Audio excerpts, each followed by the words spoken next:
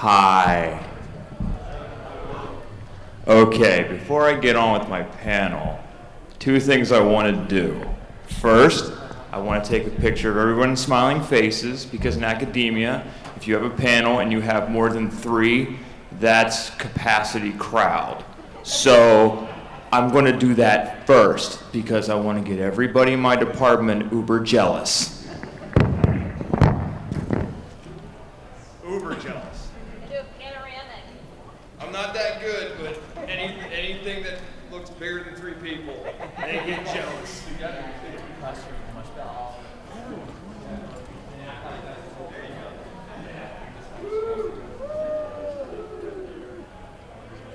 And my excited 6 people over here.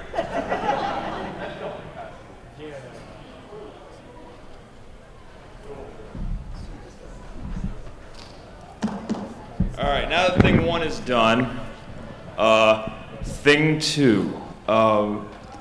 I was inspired by the Game Grumps to do this, and I'm a big fan of the wrestling from the 80s. So please bear with me when I do this. It's just because I'm eccentric, and you can't do this in any academic panel ever.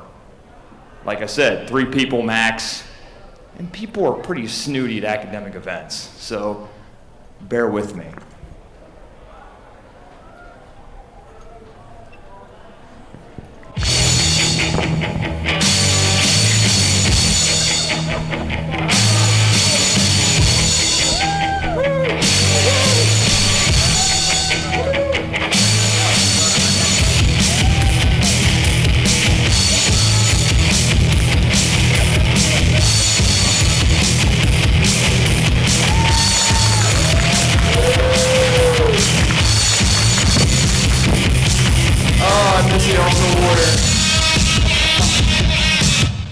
Anyway, welcome to my panel. Now all the fun stuff's out of the way. Sorry. Yeah, I got that off my bucket list. Woo! It's on that list, and also on that list is starting a wave at a baseball game and jumping out of a fully functional plane with a parachute. So one thing's off.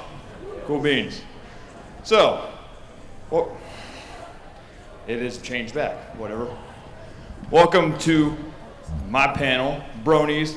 It was Masculinity, Stables, Bronies, Masculinity, and Privacy, but it appears that my computer says otherwise. Well, anywho, let's get this show started. You're first probably wondering, who is this madman up here? He surely doesn't act like any professor I've ever met. Well, I'm working on it. My name is Sam Miller. I am from the University of North Dakota. I am currently working on my PhD. Yeah, woo! PhD, yay. Doctorate, yes, I am a doctoral candidate, which means one day I might have to get a real job.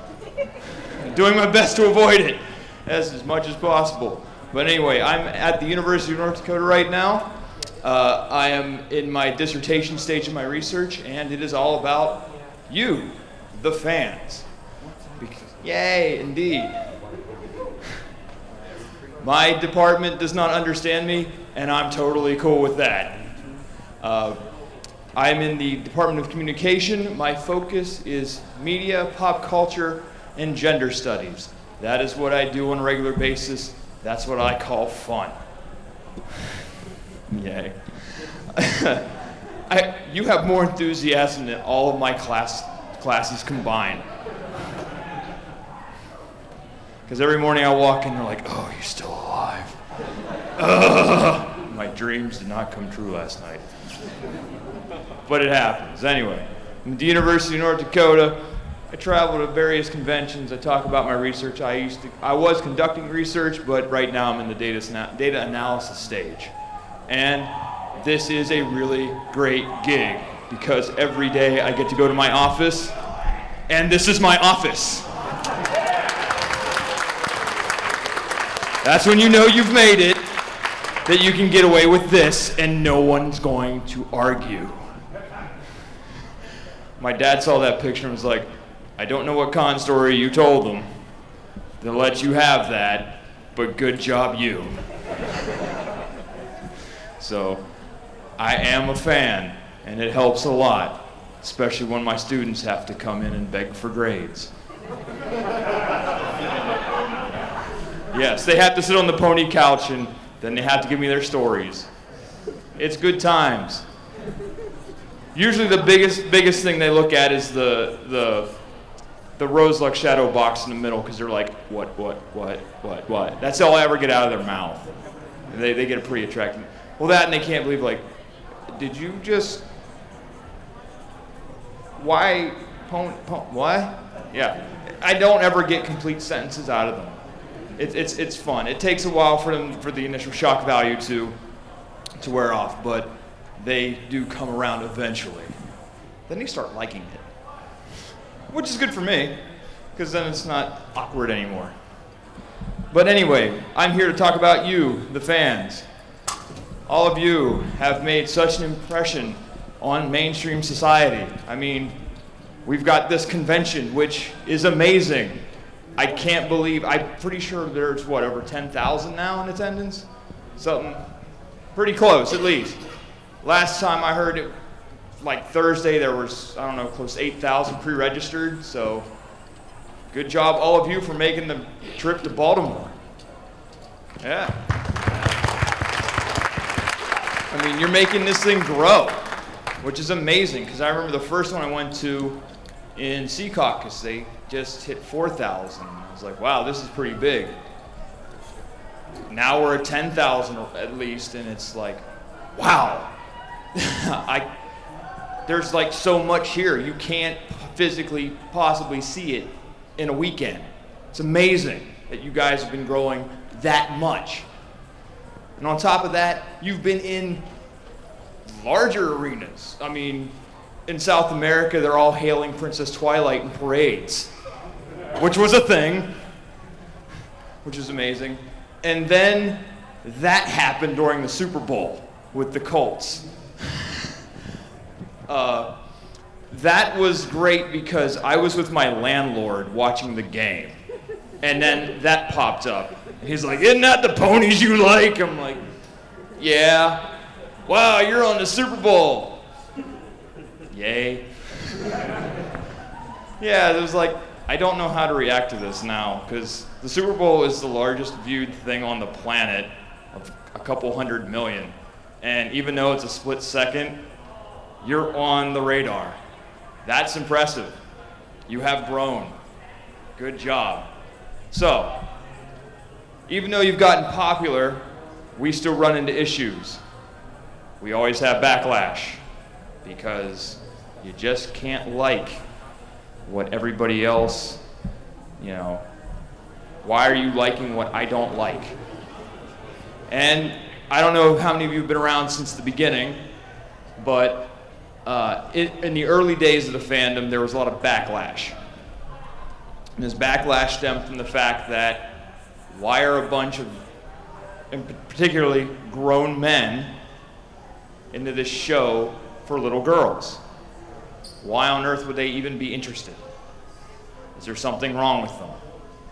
Or like Glover here, his story was absolutely off the wall. You should look it up on YouTube one of these days. It's fascinating. He was stating that Bronies were grown men who were trying to file for disability so that they could sit around and watch My Little Pony all day. I don't know. I mean, I can get away with it, but I can call it research. I don't know if you can. But yeah, I somehow weaseled my way into saying, I'm watching cartoons for research. And everyone's like, okay, cool. Just as long as you can publish stuff, we're fine with it. Awesome. So that's where initially the fan base, the fan base was dealing with. And it was pretty bad.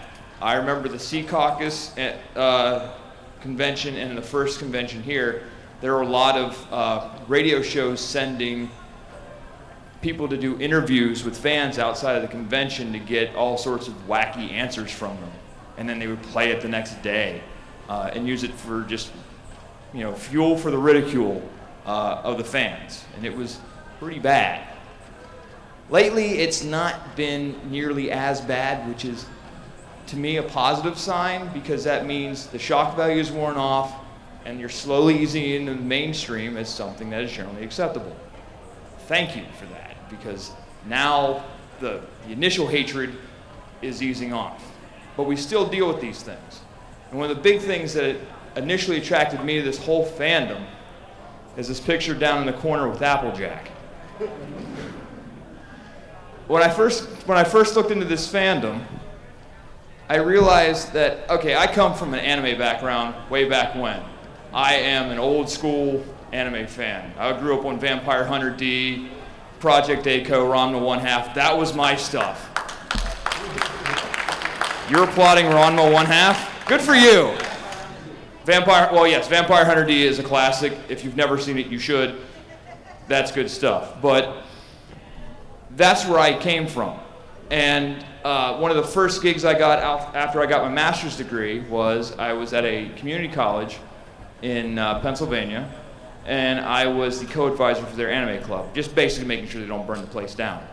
And there was a small group of fans who were talking about My Little Pony.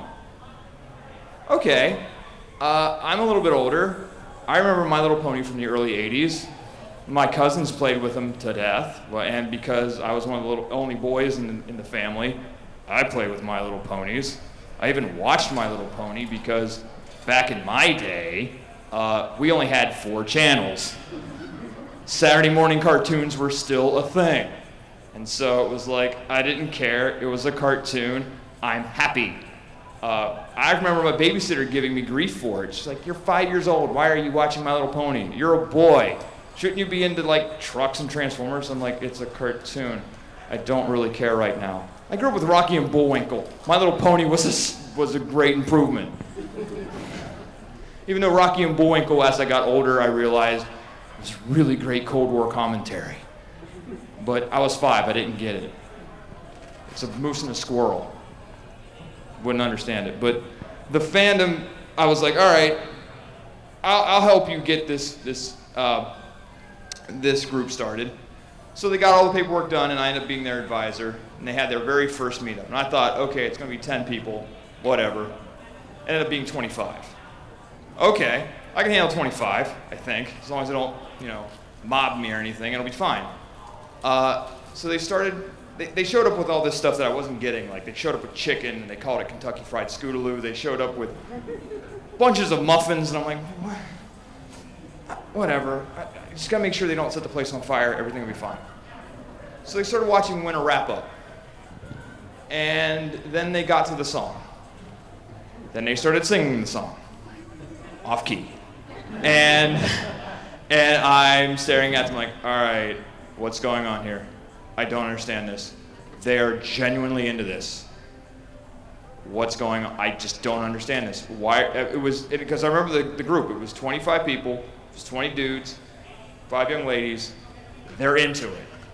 They're genuinely into it, and I don't understand it. I'm like, these are college-age people. Yes, I like cartoons too, but this is not supposed to be for them. So I'm like, all right, I got to find out why this is. Oh no, the power's going out. No. Oh, darn. Someone has to move over there. No, don't. Oh, geez. I'm being blacked out for lack of interest. Darn, it's just like the Academy. So, no, you're cool. You're fine. Thank you. So, when I got accepted into the UND PhD program, they approached me, the department approached me and asked, well, what is your research interest? And I said, you're not going to believe this, but My Little Pony. And they looked at me and like, what? Which is a common response I'm actually accustomed to now is, what? Whether it's my students, my parents, fellow researchers, because they're always just like, you're doing what? I'm now actually pretty fluent in what?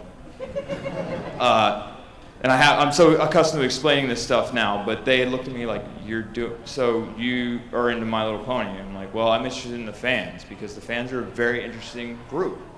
Because not only were they genuinely into My Little Pony, but like I said, I came from anime from way back in the day, and well, anime can sometimes get a little bit of infighting going on, you know. But all fandoms do that. I mean, we have the Han Greedo incident, amongst other things, but here it's like, oh, my favorite pony's Rainbow Dash. Well, that's a funny way of saying Applejack, you know. That's basically where it ends. You know, there's not a whole lot of real fighting about it. Yeah, we've grown, I guess, as a fandom. There's a little bit of drama, but by and large, there's no real hatred within the fandom. And every pony convention I've been to has been a great positive experience. Everyone's really helpful with each other. I mean, I've seen people just help people get stuff, you know, buy stuff for them, you know, help people with moving stuff. It's amazing. I don't see that at any other convention I've ever been to. And it's been that positive experience that I've been trying to research and understand. So last year I was in the middle of conducting a survey because I have to gather data to try to understand what the demographics are of the fandom, what their proclivities are, like what kind of things do you engage in with the fandom, and how do they deal with some of the media portrayals of the fandom.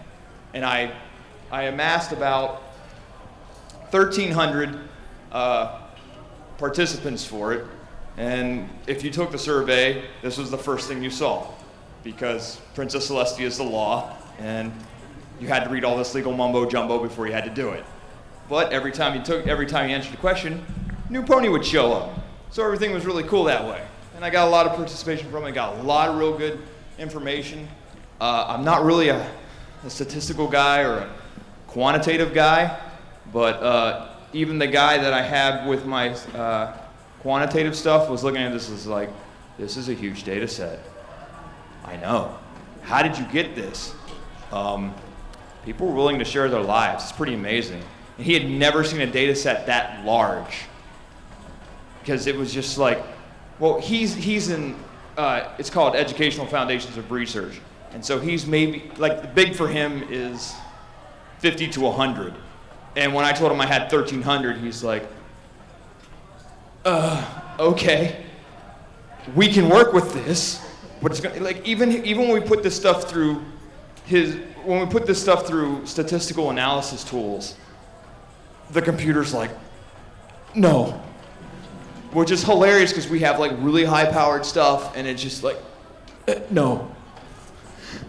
It's like eating a ton of cheese pizza, and it's just like you have no will to go. That's what the computer was doing, and it just did not want to cooperate. But we're still sifting through data right now, trying to understand everything. And so while it's doing a number crunching, and that's something that I'm not good at, I've been dealing more with the grounded theory issues. So today, or tonight, it's night school in August. Go figure. You're gonna learn some things. Yay. Ooh. Ponies in theory. It's going to be awesome, I promise. So, we need to understand why all this hate. So there are a couple ideas that are floating around within some of the theory that I'm writing. First, we're going to deal with gender norms. Second, the notions of masculinity. Third, the notions of queer theory and how they apply to this fandom. And fourth, all notions of self-disclosure. Because one thing that I've noticed about this fandom that I don't really see in many other fandoms is this notion of the stable, keeping your fandom a secret. And this was one of the big things that I started dealing with when I initially got into the research. And I figured I'd use Family Guy because that's still a hip and with it thing, right? I'm assuming. I don't know. Most of my students don't know what Friends is, and that scares me. I didn't watch Friends at all, but even I know Smelly Cat. You know? But my students don't know Friends. It's like, huh? I can't. I'm not allowed, unless I have a legit reason. So I can't fail them just because they don't know Friends. But this is part of the theory that I'm developing right now called the stable, because a lot of fans here not so much, because you're sort of in a safe environment. You can be as pony as you want to be. where maybe in the outside world, outside the confines of this convention center, you might have to hide it. And I understand that, considering I come from a rural area and I currently live in a very rural area. Good old North Dakota, doesn't even have 1 million people in it. They understand horses, they don't understand colorful horses, but it's okay. I'm trying to bridge the gap a little bit. Yeah, you could dye their coats, maybe. They don't like that. They definitely don't like that. So the first thing we're dealing with is gender norms. Even from a young age, we've all been instilled with what is appropriate for our gender. Boys are supposed to be rough and tumble, very stoic, never show emotions, never cry, be a man, whatever that means. Women train totally the opposite. Be passive, be delicate, be dainty. It's okay for you to cry, it's okay to show emotions, it's okay to share your feelings. Even colors are assigned gender. Like, what's the first thing that happens in the hospital as soon as baby is born? Blue or pink, because you gotta identify those heads in the the maternity ward. Is this a boy or is this a girl? And that's the easy way that they do it, and it continues on from there. So it seems already that we have binaries telling us how gender is supposed to be. Well, that's one thing that Judith Butler talks about in her research about gender. She talks about it being fluid. Now, can anybody identify that child there in the cute dress, long gold blonde locks? Well, you can't really tell, it's black and white, but it was a blonde wig. Yes? Franklin Delano Roosevelt. Yes, Franklin Delano Roosevelt, your 32nd president. That's him at the age of 3. Yeah, he's adorable. But back then, children were dressed in skirts, primarily because, and this is a scary thought, disposable diapers weren't invented yet. So, sanitary reasons, children wore dresses, usually up until the age of 5, because of sanitary purposes. And then it started to diverge from there. So, gender was a big, kind of ambiguous back then. I mean, even, not Gerber, but Mellon's Food Babies had a contest. Could you guess what gender the babies were? All 20. And if you got them all correct, you won something. I don't know, $5 back then, which would have been like, I don't know, 10 grand. I don't know, inflation. But Judith talks about how gender is a fluid notion. It's not this binary thing that most people understand it to be. And you can move within gender at any time, any point. You don't necessarily have to be one thing. So in the land of pony, you could be the ultra femme, I guess you could say, Rarity, which even at times she tends to break that. Or you could be the of bulk biceps. Yeah! Snap to a Slim Jim! Yeah! But yes, all of this, gender can just float like that. At any time, you can just opt to change it. And there's never been this binary. Because even within the show, gender tends to change. I mean, bulk biceps looks pretty happy looking dainty. I can't remember, that was what episode's that again? Rainbow Falls. I can't remember the official title. Rainbow Falls, yeah. But, or when Rarity is trying to gain the attention of, thank you.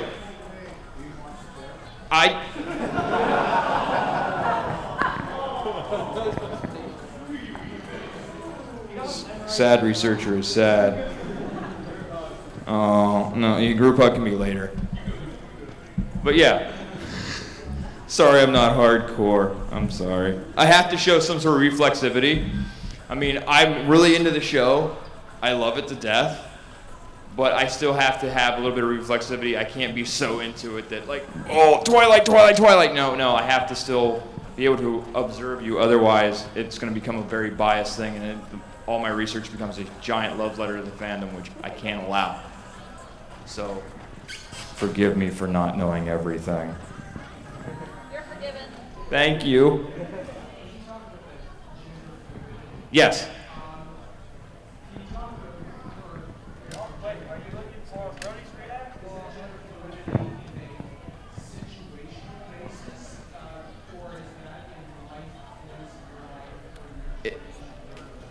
It can be both, because a lot of it is context based, and we will talk about that. I'll give you a great example. How many of you young men, or young ladies, enjoy G.I. Joe? Because knowing is half the battle. Okay. When G.I. Joe was first introduced into the marketplace, there was a huge backlash by men, by grown fathers. Their argument was, my son will not play with a doll, because G.I. Joe originally looked like a Ken doll. Yes, this Ken doll was in military garb, carried rifles and all that gung-ho stuff, but it was a doll. So what do we change the name to in order to? Action figure, right. I hate to tell all of you, especially those of you who collect Transformers or anything else like that, they're dolls. They've always been dolls. Get over it. But we change these things. I grew up with Ninja Turtles, Transformers, even the Kmart version, GoBots. But even though they turned into jets and planes and they were ninja fighting turtles, they were dolls because they were representations of something else. So therefore they're dolls. Even if they're imaginary things, they're robot dolls. Hate to break it to you. So yes, they do change over time. Things become acceptable as masculine or feminine over time. I mean, another great story. My mother, my family is from a very rural part of Pennsylvania. My mother's dress code in high school, she was a farm girl. When she was home, bib overalls.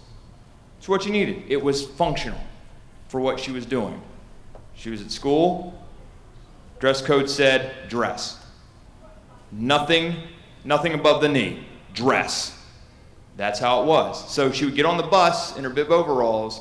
First thing she would do when she'd get to school, she had to go and change into a dress, because that was the dress code back then. Nowadays, ladies can go to school wearing jeans, no question. So things change over time as being acceptable. So yes, it is through context, time, all sorts of different variables. So let's talk a little bit about masculinity. So Raymond Connell here creates this notion of, it's called hegemonic masculinity, which is this notion that there's not an ideal masculinity, as much as we'd like to think that Chuck Norris is the man. I mean, his roundhouse kicks can rip through space and time. Yes, this is true. It's on the internet, so you know it's true. But he is not the ideal. There has never been an ideal masculinity. In fact, what hegemonic masculinity does is creates these hierarchies of what is considered masculine. So, at various points, and various places, there are different types of masculinity that sort of dominate other masculinities. Doesn't mean that they are the dominant one, because there is none that is ideally dominant, because those things change through culture, time, and context. It will always happen that way, but there's always hierarchy to it. Because eventually, along comes Judas Halberstam and says, wait a minute, masculinity is not just limited to men. Women can be masculine. Because, think about it. When young ladies like baseball, They don't only get to play baseball, do they? They get softball. And it's okay. Yeah, they're not softballs. They hurt. I've been hit by a few. They do hurt. But it's okay for a young lady to like softball up until about the age of 13. Because what happens at the age of 13? What kind of questions start raising about a young lady who likes to play softball? Yes. Well, why does all of a sudden sexuality come into question just because they find enjoyment out of something athletic? Why is that? So these sort of things are like, no. And who just won the ESPY for best fighter? Yeah. And what did she do? She's MMA. She beat out Mayweather for the ESPY. And now they're having huge Twitter drama. It's adorable that they're fighting. Like, why don't you both get in the ring and just fight? Quit, or whatever. Like all of a sudden now this is an argument. Hitting this as hard as I can because I'm angry. I love this generation. But this is how masculinity is viewed. So now there are arguments about how masculinity can be viewed. And it also lends to that notion of context, culture, and things like that. What I'm trying to form out of all of this is what Hogan and Purcell, I don't have them pictured, they talk about regional masculinities. And I think that's more appropriate to this fandom. And this is what I'm trying to incorporate, because masculinity in North Dakota is vastly different than masculinity in New York City, if you think about it. Because North Dakota, we're vastly rural. You take one wrong turn in Grand Forks, you're in nowhere. You might see Courage the Cowardly Dog there too. There is nothing between Fargo and Grand Forks except 80 miles of darkness. In fact, it kind of feels like that. You drive between Grand Forks and Fargo, it is just dark. And there's not even hills. Wow. So yeah, I'm trying to mold the theory into that notion of this fandom in itself is its own kind of masculinity, because part of what I'm dealing with within this fandom is how do fans, especially male fans or those who view themselves as masculine, maintain their masculinity even though they like colorful ponies. And I don't blame you, because Twilight's very adorable and soft and cuddly, and she's smart. It makes me feel dumb a lot of times because she always seems to have the right answer, even though she tries to burn down the entire town of Ponyville. She reminds me of a lot of grad students. But yeah. So how do you maintain that balance? And those are the things that I'm looking into, trying to understand how this fandom operates in that, because even within my research, even with the preliminary data, I think around 85 to 90% of my fan base recognizes themselves as heterosexuals. Because the big question that I usually get from those who are not familiar with the fandom, after I discuss what the fandom is, well, are they, by and large, no. And it's like, why does that come into question just because you like something a little different? So that's why I'm trying to incorporate them. Next, we need to discuss the notions of queer theory. This is where the stable comes in. I call it the stable. Originally, it came out of the fandom. The fandom had this great idea like, well, if those who don't want to talk about being a brony to others, we'll call them stable. And that was a thing at the initial part of the fandom, but now it's kind of faded out of favor. And I was like, I'll take it. And then when I presented that to the academy, they're like, wow, that's really smart. I'm like, well, I wish I came up with it, but I didn't. Like, use it anyway, it's really good. Because for some odd reason, the academy likes puns. I don't really get it. But I guess it's to help it be more memorable. So I'm adopting it. But a lot of it comes from these two individuals, Eve Sedgwick and Michel Foucault. Eve Sedgwick talks about in her book, Epistemology of the Closet, that the closet, or in our case, the stable, is this area of safety that we have. That when we hide information from others about our true selves, that we have this safety net from ridicule or scorn or things like that. But it comes with a price, because the people that you are close to who may have objectionable ideas to how you feel will grow their knowledge out of ignorance. Great piece on that. If you ever go to archive.org, there are wonderful, and I say that very sarcastically, pieces of government-supported film that depict the homosexual in the 1950s. Oh, mercy. It's amazing what they discuss as what is wrong with the homosexual, and it's very disturbing. But it's founded out of ignorance, because I know a lot of people who, they are so anti-gay or anti-brony, and it's just out of this place of ignorance, because it's not until they put a face on it that they actually start to understand, because they're just dealing with a blank canvas in general characteristics. But as soon as they put a face to it, what generally happens? It humanizes them. Wow, these are real people. Yeah, they're real people.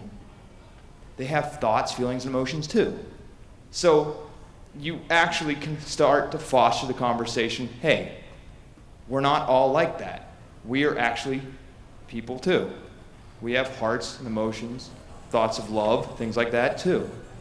And it's moved a lot of the conversation forward. I mean, we've just finally legalized same-sex marriage in this country, which is, yay, exactly, progress, woo! Which is an amazing thing. And so that's part of the deal.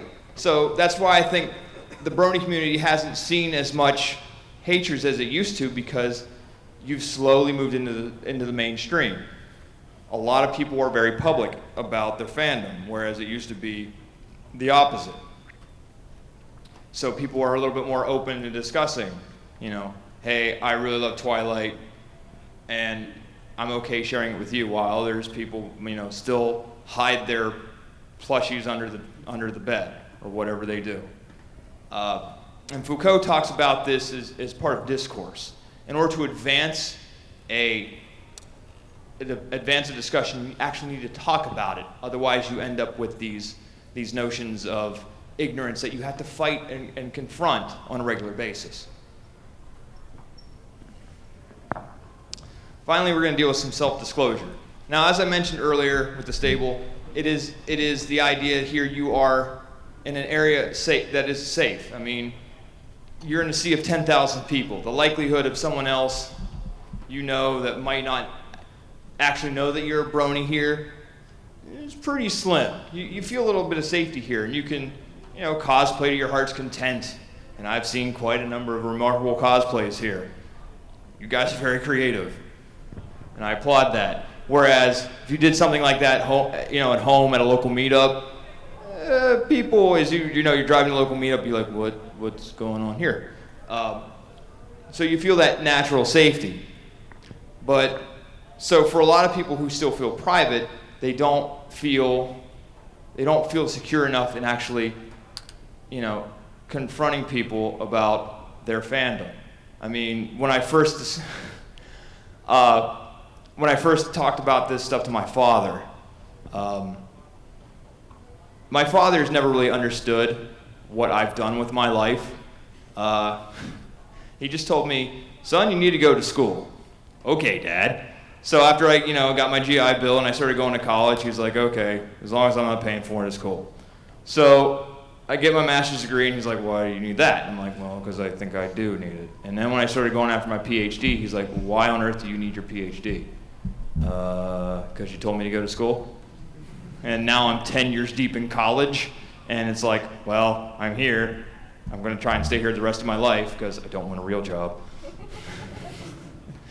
So I remember the first Christmas break of my PhD program. My father, he entertains the thoughts. He's like, all right, so what are you doing now? And he asked me about the ponies, and it was like, it was very awkward at first for me to even tell him this is what I'm doing, because I knew he wasn't going to totally understand it. I mean, he's gotten better at it. I mean, even last Christmas, not again. Even last Christmas, he got me a My Little Pony calendar, which was like, what? Now I'm going, what? He's like, oh, you need a calendar. Oh, thanks, Dad. Cool, so now I have a pony calendar. I didn't expect you to get it for me, but cool, thanks. But it's that notion of self-disclosure where people feel safe in talking about who they really are to other people. That is very important. As some of you may remember from episode 100, a.k.a. the Bugbear Incident. You have Lyra and Bonbon, I'm sorry, Sweetie Drops. And there was this secret held between them. Because what's the discussion that they have prior to the Bugbear showing up? We're best friends. I'm so glad that we share everything together. And then as soon as... Best friends. Yes, best friends. Yes, the best of friends. As soon as Bonbon hears that the Bugbear's back, now all of a sudden questions start arising, like, why didn't you tell me this? Well, I thought we were friends. That's why it's important to actually, because Lyra felt hurt. It's important to actually discuss these sort of things. A lot of my research, that's one thing I'm trying, especially right now, really figure out with my research. Because one of the questions that I have is, do you designate yourself public or private? And so, for those who, answer public, it's like, okay, next question. But when I ask if they answer private, then I want to know, like, well, how private are you? Have you not told anybody? Okay, maybe you've told somebody. Well, okay, if you told somebody, who did you tell? Was it somebody online? Was it a close friend? Or was it a family member? Like, who are you telling? Because it goes back to that notion of self-disclosure. Who are you very comfortable telling these things to? And a big issue that I've run into is some people have checked off everything. And I'm trying to understand, how do you consider yourself private, but you've told everybody? I'm confused. So right now, that is a big obstacle that I'm trying to figure out, because there's more than you might think about that in the fandom. They're like, I'm private, and I don't tell anybody except my mother, my brother, my sister, my uncle, and all these other people. I'm like, but how do you consider yourself private? So those are the issues that I'm tackling right now. Finally, this notion that masculinity is changing, and it constantly is. It doesn't necessarily have to be femininity, but masculinity as well is constantly changing. I mean, growing up, especially when I was young, if a man had an earring, questions were brought up. Nowadays, if you're not pierced, it's like, what's wrong with you? I'm sorry, I'm scared of needles. That's my excuse, and I live by that. But it's this whole idea, like, even nerds are now considered masculine, because even just with the Big Bang Theory, which seriously makes fun of what me and my fellow graduate students do, and it's totally wrong, but my mother still calls me Sheldon, and I think that's a crime against humanity. I'm not that bland. I'd like to think I'm that smart, but I'm definitely not that bland. Because it's not the physical dominance that they have, but it's that dominance over equations and math and theories and things like that now it becomes, 15 minutes, thank you. That they are now considered masculine because they find a dominance over something.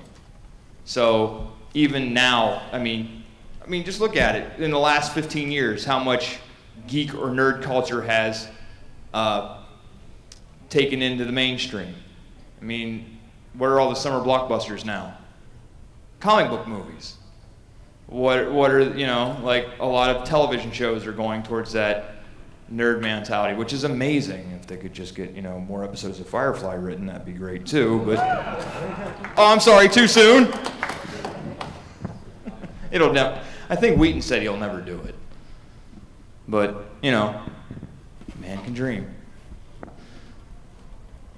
Because in the end, that's what I'm looking for. I'm looking for more equality. That top picture is of the UND women's hockey team.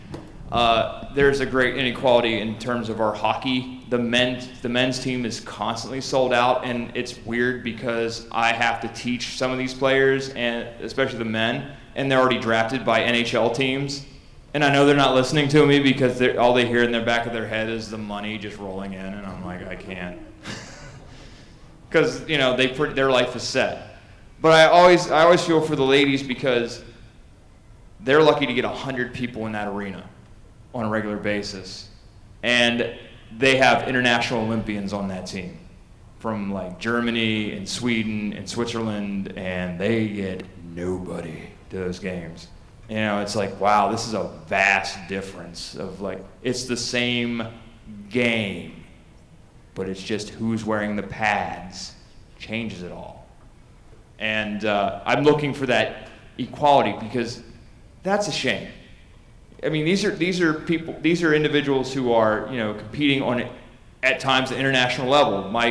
My cohort members have received postcards from Sochi last year from their players. It's like, wow, that's really cool. But like the men's team still gets all the attention. It's like, come on, that's messed. That's messed up. And I'm just still looking for that notion of equality because I just like one day for them to get the same attention as the men, and one day all bronies will be accepted. Hey, cool, I'm into Bon too. Neat, and it's making strides, and I'm glad to see it. So yeah, that is pretty much my presentation. I thank you for showing up and the late, like should be in bed or doing something way more productive with your time, hour, or the Grand Galloping Gala, or even that Brony Palooza thing. But thank you for showing up. That makes me feel good. Yay!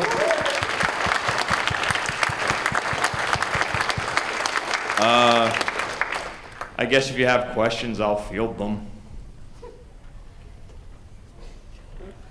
No. Yeah. Right now, I'm in the middle of the data analysis. I've got my statistical person working on it, even though I'm not in North Dakota right now. Hopefully, everything will be done and ready to be put out there to the world in May, because I've been working on this for the last 3 years. It was great when I had to do my dissertation proposal, because usually that's an hour-and-a-half argument with your committee. But mine has known what I've been doing for so long, they just, when I showed up, they're like, are you still doing ponies? Yes. Cool. We'll sign all this stuff now. Really? Yeah. All right. It was like the quickest thing ever. Like all my cohort members were so jealous. They're like, how did you get this done in like 15 minutes? I don't know. They like me? I don't know why, but they do, and they just signed it and it was over. I mean, it wasn't even like, usually they try to find argument with what you wrote for your proposal, but they're just like, it's dark in here and we may die. They've just known what I've been doing for the last 3 years, and they're just like, just do it. Come back in December with as many chapters as you can get written, and we'll start ripping you apart then, destroying what little ego you have, and we'll go from there. So yeah, hopefully May of 2016 is when it'll be done. Now, it'll be available through digital archives. It won't be like a book. That'll be later. And even when it becomes a book, I'll be happy if 5 people read it, because that's what happens with academic books.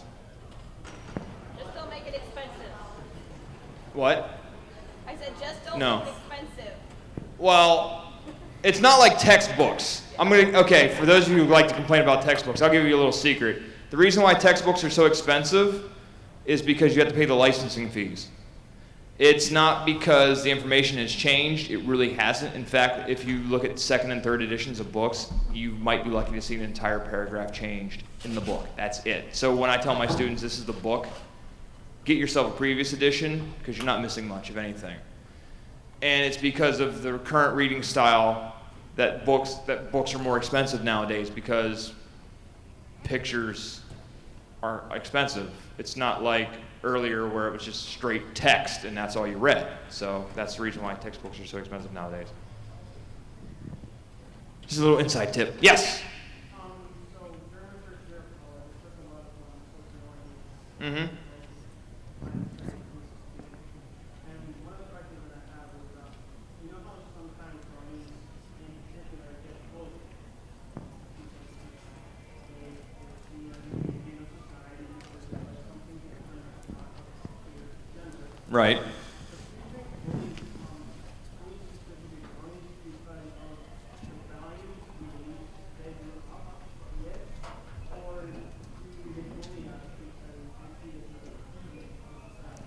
It's from what I understand, it's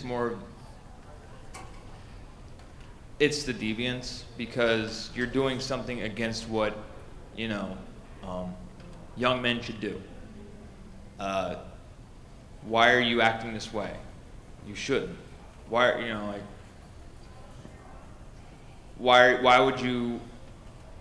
crying? Why are you being happy about this? Can't you just play football or something like that? Do something manly. I mean, I remember growing up, if you played Nintendo, well, I was called an NES freak back in the day. Nowadays, it's like, if you're not playing a video game, what's wrong with you? I mean, and it's changed because it's catered towards that thing nowadays. Like, what's the most popular games nowadays? First-person shooters, which, wow. 12-year-olds have more creative, dirty mouths than I tried it once, and I was like, wow, I'm almost blushing at just how dirty your mouth is, kid. It's amazing. But that's the environment that you're dealing with, especially in that, me growing up, it was like, Mega Man, yay, go shoot robots, pew pew, or Kirby, that's cute. And he absorb the power and go do their thing, and that was the thing. But nowadays it's what are the AAA games? Blowing up, destroying, cut scenes out the wazoo. Madden. Yeah, Madden's another thing. Ugh. I'll never be MLG Pro. Oh well. I'll live. But if you want to talk about video games, one of the things that I like to do as a side hobby is I do a Let's Play with my friend Eric, and one of the things that I like to do is I like to play the games that are designated for girls. We recently finished Mary-Kate and Ashley Olsen Sweet 16 License to Drive for the PS2. We played it to completion. I have never lost my mind I'm a generally calm guy. People will ask me, am I still alive? Because I have no pulse. But for some odd reason, the game had no end. We played it 3 different sessions. The final session, I said, this is going to be one long episode. I don't care. It'll go until it's done. It ended up being over an hour. Halfway through it, I snapped like a twig.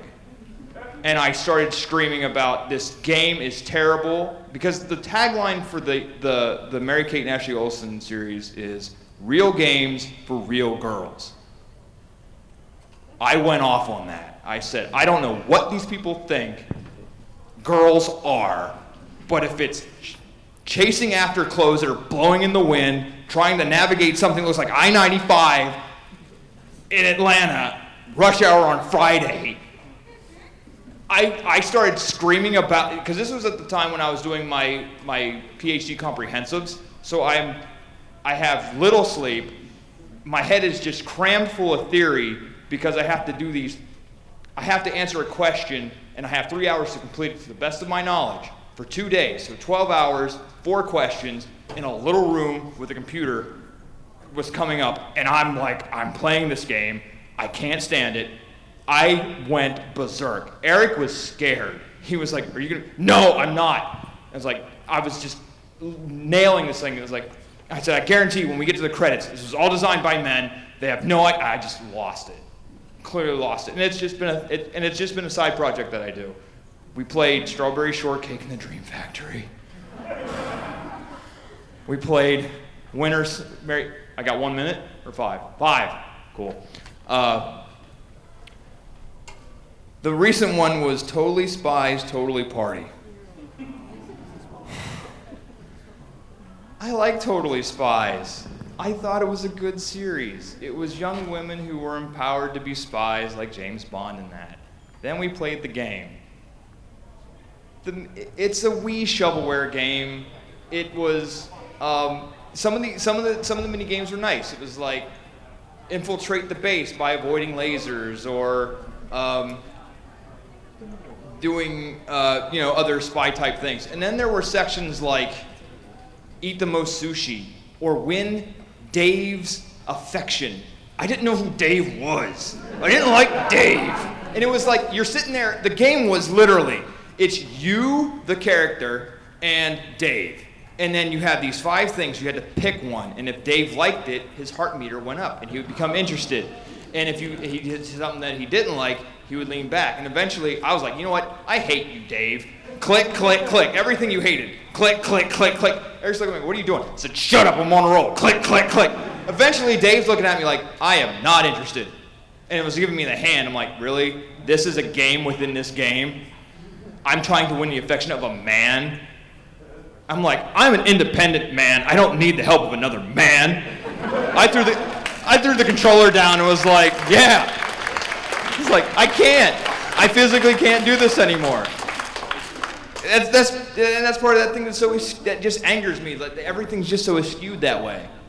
And yeah, it's just this weird social experiment that I do that we'll play a classic every once in a while, and then it'll be like, oh, let's play Mary-Kate and Ashley's Winter Circle, because they're riding horses. Oh boy. But yeah, that's just a little side note, and it's fun for me. It irritates Eric, but he's better at video games than I am. Anybody else? Yes?